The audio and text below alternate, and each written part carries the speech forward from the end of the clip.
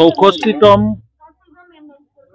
বড়ো সাহিত্য সভাৰ অধিৱেশন জাকজমকতাৰে মূলত আজিৰ পৰা আটাইকেইটা অনুষ্ঠানৰ দ্বাৰ মুকলি হৈ আৰম্ভ হ'ব আৰু মই গৌৰৱ অনুভৱ কৰিছোঁ ডিমাকুছিৰ নিচিনা এটা অঞ্চলত বৃহৎ বড়ো সাহিত্য সভা অনুষ্ঠিত কৰিবৰ কাৰণে ডিমাকুছিৰ ৰাইজ আৰু ভেৰগাঁও অঞ্চলৰ ৰাইজে যি প্ৰচেষ্টা চলাইছে সেয়া শলাগিবলগীয়া আৰু বড়ো সাহিত্য সভাৰ মূল সমিতিয়েও তেওঁলোকে এনেকুৱা ঠাইত সাহিত্য সভাৰ অধিৱেশন পাতি আমাৰ এই অঞ্চলটোক গৌৰৱান্বিত কৰিছে।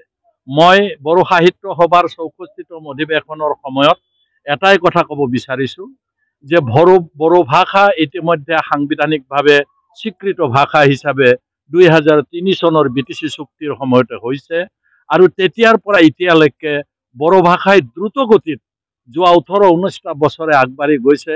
আপোনালোকে জানে সৰ্বভাৰতীয় পৰ্যায়ৰ ৰাজ্যিক পৰ্যায়ৰ কেইবাটাও বঁটা ইতিমধ্যে বড়ো ভাষা যিসকলে চৰ্চা কৰি আহিছে তেওঁলোকে স্বীকৃতি লাভ কৰিবলৈ সক্ষম হৈছে। সাহিত্য একাডেমীকে আৰম্ভ কৰি স্বীকৃতি লাভ কৰিবলৈ সক্ষম হৈছে।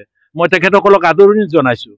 যদিও বড়ো ভাষাৰ ইতিহাস মাত্ৰ 64 বছৰ হৈছে তথাপি বড়ো ভাষাই কম দিনৰ ভিতৰত এটা সংগঠিত ৰূপত তেখেতসকলে বড়ো জাতিক বড়ো ভাষাক বড়ো কলা সংস্কৃতিক নেতৃত্ব দিয়াত তেখেতসকলে ছাকচেছফুল হৈছে বুলি মই ভাবিছোঁ। ভৱিষ্যতে এই কাণ্ডাৰীসকলৰ নেতৃত্বত বড়ো ভাষা আগুৱাই যাব।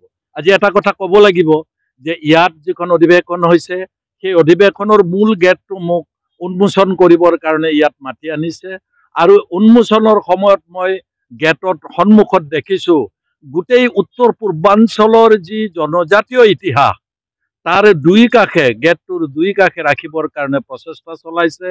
শ্বহীদ স্মাৰক ইয়াত বনাইছে, বড়ো সাহিত্য সভাৰ সেৱা কৰা শ্বহীদ স্মাৰক তেখেতসকলে বনাইছে আৰু ৰাইজক তেওঁলোকে এখন কিতাপৰ ৰূপতে অধিৱেশনখন দাঙি ধৰিছে।